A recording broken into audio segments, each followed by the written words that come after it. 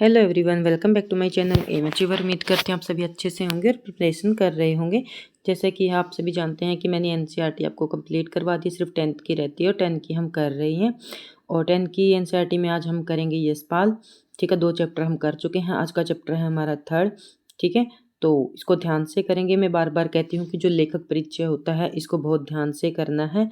ठीक है, तो आज हम करेंगे यशपाल। यशपाल बहुत इंपॉर्टेंट लेखक है, इसको आप अच्छे से करना है। ठीक है, यशपाल का जन्म 1903 में पंजाब के फिरोजपुर छावनी में हुआ। प्रारंभिक शिक्षा कांगड़ा में ग्रहण करने के बाद लाहौर के नेशनल कॉलेज में उन्होंने बीए किया।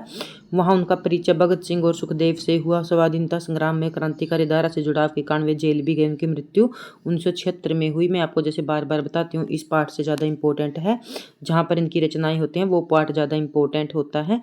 ठीक है, और जैसे कि आप सभी जानते हैं कि कल यूपी टीजीटी का एग्जाम हुआ था, तो वहाँ पर इनका क्वेश्चन पूछा हुआ था। यहाँ से क्वेश्चन सीधा सीधा क्वेश्चन यहाँ से आया हुआ था। मैं बार बार आपको वही बताती हूँ जो इम्पोर्टेंट होता है, क्योंकि कभी भी जन्म मृत्यु और उनकी पढ़ाई से क्वेश्चन कम राइटर के कम पूछे जाते हैं, तो रचना से क्वेश्चन ज़्यादा पूछे जाते हैं। इसलिए मैं आपको मेन पॉइंट ही बताती हूँ, टाइम वेस्ट नहीं करती आपका। तो उनकी जो कहानी संग्रह यहाँ पर देख लीजिए। ज्ञानदान उनकी कहानी है। तरक का तूफान है। पिंजरे की उड़ान है। वो दुनिया है, यहाँ पर वो दुनिया नहीं है, वो दुनिया है। फूलों का कुर्ता इनकी उल्लेखनीय है। और झूठा सच इनका बहुत ही महत्वपूर्ण उपन्यास है, जो भारत की विभाजन त्रासदी का धार्मिक दस्तावेज है। और कल के एग्जाम में ये आप चेक कर लेना, झूठा सच उपन्यास यशपाल जी का पूछा गया है। इसलिए मैं जितने भी आपको एनसीईआरटी करवाई हैं, हर एनसीईआरटी में रचनाओं पर फोकस करने के लिए कहती हूँ। चाहे आप किसी भी एग्जाम की प्रिपरेशन कर रहे हो, इस एग्जाम में ना से किसी और एग्जाम में आपको देखने को इनकी रचनाएं से क्वेश्चन मिल ही जाएगा। ठीक है, तो Amita, Divya, party party comrade, दादा कामरेड, तेरी मेरी, उसकी बात, अन्य प्रमुख उपन्यास हैं। भाषा की स्वाभाविकता और संजीवता उनकी रचनाओं की विशेषता है। ठीक है, तो मैंने आपको बता दिया कि इनकी आपको एक रचना भी नहीं छोड़नी है। यदि आप मेरे सब्सक्राइबर हैं और मुझे फॉलो कर रहे हैं, तो जो आपको कहा जाए वो ज़रूर आप फॉलो कीजिए, कि हर एक रचना के राइटर को ज़रूर याद कीजिए। 10-15 मिनट में कुछ नहीं होता, इनको नोट डाउन कर लिया करो कॉपी में। ठीक है, तो उसके बाद है आज का जो हमारा टॉपिक है, उसके ऊपर आ जाते हैं। तो यूं तो यशपाल लखनवी अंदाज व्यंग है। ठीक है, लखनवी अंदाज जो आज इनका चैप्टर है। तो गद्य की विधा कौन सी है, तो आपसे पूछा जा सकता है ये क्या है, व्यंग है। ठीक है, क्या है ये, व्यंग है। ठीक है, तो हमने लास्ट सबसे पहले हमने किया था उसके इससे पहले हमने किया था बाल गोविंद भक्त किया था, और वो रेखा चित्र था महादेवी वर्मा का। तो नहीं, राम वृक्ष वेनीपुरी का था। तो आज हम कर रहे हैं यशपाल का लखनवी अंदाज। तो व्यंग्य यह साबित करने के लिए लिखा गया है कि बिना कथ्य के कहानी नहीं लिखी जा सकती। ठीक है, यह व्यंग्य है, किसके लिए कहा गया, इस विषय को आपने स्टार लगा लेना है, इसको बहुत इंपॉर्टेंट करना है। तो लखनवी अंदाज जो व्यंग्य है, यह साबित करने के लिए लिखा गया है कि बिना कथ्य की कहानी नहीं लिखी जा सकती, परंतु एक स्वतंत्र रचना के रूप में इसको रचना को पढ़ा जा सकता है। यशपाल उस पतनशील सामंती वर्ग पर कटाक्ष करते हैं जो वास्तविकता से बेखबर एक बनावट जीवन शैली के आदी हैं। कहना न होगा कि आज के समय में भी ऐसी परजीवी संस्कृति को देखा जा, जो दिखावा करते हैं, उनके ऊपर व्यंग किया गया है, दिखावटी जिंदगी के ऊपर यहाँ पर व्यंग किया गया है इस चैप्टर के अंदर। तो आज का जो चैप्टर है वो है लखनवी अंदाज, जिसके लेखक कौन है, यशपाल हैं। और ये गद्य की विधा कौन सी है, व्यंग है। तीनों पॉइंट आपको बता दिए। ठीक है, और आजकल की जो दिखावी जिंदगी है उसका ये इसका विषय है। ठीक है, तो स्टार्ट करते हैं। बहुत कम समय में जल्दी जल्दी आपको पढ़ाया जाएगा। मुफस्सिल की पैसेंजर मुफस्सिल की पैसेंजर ट्रेन चल पड़ने की उतावली में फुंकार रही थी। यहाँ ट्रेन का बारे में बताया गया है। आराम से सेकंड क्लास में जाने के लिए दाम अधिक लगते हैं। ठीक है, आराम से सेकंड क्लास में जाने के लिए क्या है, टिकट के दाम अधिक लगते हैं। दूर जाना नहीं था, भीड़ से बचकर एकांत में नई कहानी के संबंध में सोच सकने और खिड़की से प्राकृतिक दृश्य देख सकने के लिए टिकट सेकंड क्लास की ही ले लिया। ठीक है, उन्होंने किस क्लास की टिकट ले लिया था, सेकंड क्लास की टिकट ले लिया था, क्योंकि पास ही जाना था। गाड़ी छूट रही थी। सेकंड क्लास के एक छोटे से डिब्बे में खाली समझकर जरा दौड़कर उसमें चढ़ गए। ठीक है, यहाँ पर कवि अपने बारे में बता रहे हैं कि वो जब गाड़ी क्या है छूट रही थी, तो सेकंड क्लास के एक छोटे डिब्बे में खाली समझकर जरा दौड़कर उसमें चढ़ गए। अनुमान के प्रतिकूल डिब्बा निर्जन था। निर्जन का अर्थ होता है जिसमें कोई व्यक्ति ना हो। एक बर्थ में लखनऊ का नवाबी नस्ल का एक सफेदपोश सज्जन बहुत सुविधा से पालथी मारे बैठा हुआ था। यहाँ पर एक व्यक्ति उनको उस रेल के डिब्बे में मिलता है, उसका यहाँ पर वो वर्णन कर रहे हैं। सफेदपोश सज्जन मतलब सफेद रंग के कपड़े पहने हुए थे, पलाथी मारे बैठा था। सामने दो दो ताजे चिकने खीरे तौलिए पर रखे हुए थे। उसके सामने क्या रखे हुए थे? खीरे रखे थे। डब्बे में हमारे सहसा कूद जाने से सज्जन की आंखों में एकांत चिंतन का विघ्न और असंतोष दिखाई दिया। सोचा हो सकता है यह कहानी के लिए सूझ की चिंता में विघ्न का असंतोष दिखाई दिया, तो यह कहानी के लिए सूझ की चिंता में खीरे जैसा अपदार्थ वस्तु का शौक करने देखे जाने में संकोच में हो। नवाब शाह ने संगति के लिए उत्साह नहीं दिखाया। जो वहां पर बैठे थे और यहाँ पर जो लेखक बैठ जाते हैं तो उन दोनों में क्या है, आपस में बातचीत के लिए उत्साह नहीं दिखाया। हमने उनके सामने ही बर्थ में बैठकर आत्मसम्मान से आंखें चुरा ली। मतलब वो कहते हैं कि मैंने उसकी तरफ नहीं देखा। ठीक है। थाली बैठे कल्पना करते रहना मेरी पुरानी आदत है। वो अपने बारे में बताते हैं कि जब मैं फ्री बैठता हूँ तो मैं क्या करता हूँ, अपनी कल्पना करने की मेरी आदत है। नवाब साहब की सुविधा और संकोच के कारण अनुमान करने लगे। ठीक है। तो वो नवाब साहब जो उनके सामने बैठे थे उसके बारे में अब यहाँ पर कल्पना करने लगे।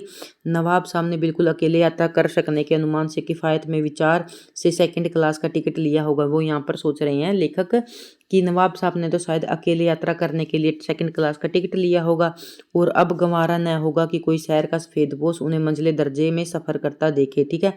तो अब उनको वो खुद कल्पना करें लेखक की, अब उनको ये गंवारा नहीं होगा कि कोई सफेदपोश उन्हें मंजिले दर्जे में सफ़र करता देखे। अकेले सफ़र का वक्त काटने के लिए खीरे खरीदे होंगे। उसके सामने खीरे रखे थे तो वो क्या करता है कि अकेले सफ़र काटने के लिए उन्होंने खीरे खरीदे होंगे। और अब सफ़ेदपोश के सामने खीरा कैसे खाया, वो सोचता है मैं इसके सामने खीरा कैसे खाऊं। हम कनखी होता है आंखों से तिरछा करके देखना से नवाब की ओर देख रहे थे। नवाब साहब कुछ देर गाड़ी की खिड़की से बाहर देखकर स्थगित स्थिति पर गौर करने लगे। ठीक है। वो क्या करते हैं, गाड़ी से बाहर देखकर जो बाहर की स्थिति है उस पर गौर करते हैं। ओह, नवाब साहब ने सहसा हमें संबोधित किया। जो वो नवाब साहब वहां पर बैठे थे तो उन्होंने उसके साथ संबोधित किया। आदाब अर्ज जनाब, खीरे का शौक फरमाएंगे। तो वह नवाब उनको कहते हैं लेखक को, क्या आप खीरा खाएंगे? नवाब साहब का सहसा भाव परिवर्तन अच्छा नहीं लगा। ठीक है। भांप लिया। आप शराफत का गुमान बनाए रखने के लिए हमें मामूली लोगों की हरकत में लथेड़ लेना चाहते हैं। जवाब दिया, शुक्रिया, काबिला शौक फरमाए। वहां पर वो क्या करते हैं, मना कर देते हैं। नवाब साहब ने फिर एक पल खिड़की से बाहर देखा, गौर किया और दृढ़ निश्चय से खीरे को नीचे रखा, तौलिया झाड़कर सामने बिछा लिया। सीट के नीचे लोटा उठाकर दोनों खीरों को खिड़की से बाहर से दो या तौलिए से पोंछ लिया। अब वो उस खीरे के बारे में बता रहे हैं कि वो उनको कैसे खाते हैं। जेब से चाकू निकाला, दोनों खीरों को सिर काटे, फिर उन्हें गोद कर जाग निकाला। फिर खीरों को बहुत एहतियात ये वर्ड हैं, ये क्या है, सारे उर्दू के वर्ड हैं। छीलकर फांकों को किराने से तौलिए से सजा दिए गए। लखनऊ स्टेशन से बाहर खीरा बेचने वाले खीरे का इस्तेमाल का तरीका जानते थे। ग्राहक के लिए जीरा मिला नमक, वो जो खीरा बेचते थे वो ग्राहक को क्या क्या देते थे खीरे के साथ, यहाँ पर वो बताया गया है कि वो खीरा के साथ नमक और पिसी हुई लाल मिर्च की पुड़िया भी हाजिर कर देते थे। नवाब साहब ने बहुत करीने से खीरे की फांकों को पर जीरा मिला नमक और लाल मिर्च की सुर्खी बुर्क दी। पर उन्होंने उनकी प्रत्येक भाव भंगिमा उनके जबड़ों का संपूर्ण से स्पष्ट था कि उस प्रतिक्रिया का मुख खीरे के रसवादन की कल्पना से पल्लवित हो रहा था। हम कनखियों से देखकर सोच रहे थे कि मियाँ रईस बनते हैं, लेकिन लोगों की नज़रों से बच नहीं सकने क्या ख्याल में अपनी असलियत पर उतर आए हैं। ठीक है। वो दिखावा कर रहे थे अमीर का बनने का, पर वो क्या है, लेकिन लोगों की नज़रों से बच सकने का ख्याल से अपनी असलियत पर उतर आए हैं।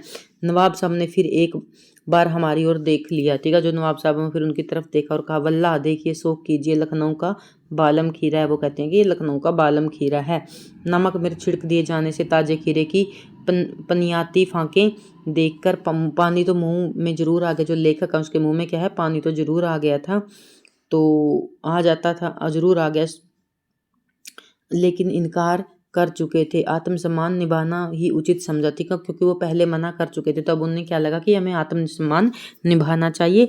उत्तर दिया, शुक्रिया, इस वक्त तलब महसूस नहीं हो रही। तलब मतलब खाने की इच्छा महसूस नहीं हो रही। मैदा भी जरा कमज़ोर है। ठीक है। और काबिला शौक फरमाए। नवाब साहब ने तृण आंखों से नमक मिर्च के संयोग से चमकती खीरे की फांकों की ओर देखा। खिड़की के बाहर देखकर दीर्घ श्वास लिया और धीरे की फांक उठाकर होठों तक ले गए। फांक को सूंघा। स्वाद के आनंद में पलकें मूंद गई। ठीक है। जब वो खा रहे तो क्या है कि उनकी पलकें मूंद गई। मुंह में भर आए पानी की घूंट गले से उतर गया। तब नवाब साहब ने फांक को खिड़की से बाहर छोड़ दिया। नवाब खीरे की फांकों को नाक के पास ले जाकर वासना से रसवादन कर खिड़की के बाहर फेंक देते थे। ठीक है। तो नवाब साहब ने खीरे की सब फांकों को खिड़की के बाहर फेंक कर तौलिए से हाथ और होठ पूंछ लिए। गर्व से गुलाबी आंखें हमारी ओर देख लिया, मानो कह रहे हों यह खानदानी रईसों का तरीका है। वो खाने का तरीका दिखा रहे थे कि रईस लोग ऐसे खाते हैं। नवाब साहब खीरे की तैयारी और इस्तेमाल से थक कर लेट गए, ठीक है, क्योंकि वो क्या किया था, उसको तैयारी की थी खाने की और उसका इस्तेमाल से क्या है, थक कर लेट गए। हम तस्मील में सिर खम कर लेना पड़ा। यह खानदानी तहजीब, नफासत और नजाकत। हम गौर कर रहे थे खीरा इस्तेमाल करने के इस तरीके को खीरे की सुगंध और स्वाद की कल्पना से संतुष्ट होने का सूक्ष्म, नफीस और एब्स्ट्रैक्ट तरीका जरूर कहा जा सकता है। जो खीरे के साथ उन्हें खाने का तरीका है उसके बारे में यहाँ पर लेखक कह रहे हैं कि यह सूक्ष्म, नफीस और एब्स्ट्रैक्ट तरीका जरूर कहा जा सकता है, परंतु ऐसे तरीके से उदर की तृप्ति भी हो सकती है।